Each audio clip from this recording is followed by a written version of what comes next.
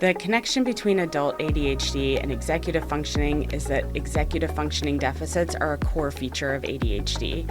So on the BRIEF2A, some of the items directly relate to some of the core symptoms and diagnostic criteria of ADHD, but it also addresses a lot of the associated features.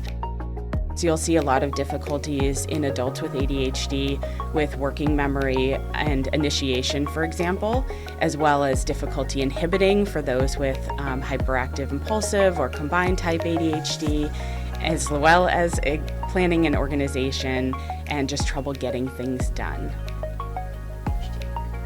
So when working with adults with ADHD, the BRIEF2A is a really nice complement.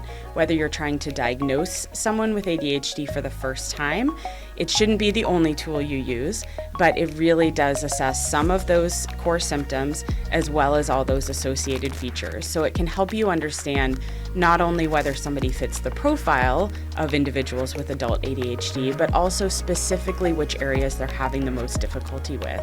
You can look at the profile of which scales they're reporting are the most problematic for them, which can really help inform the treatment and ultimately what they're hoping to get out of your evaluation.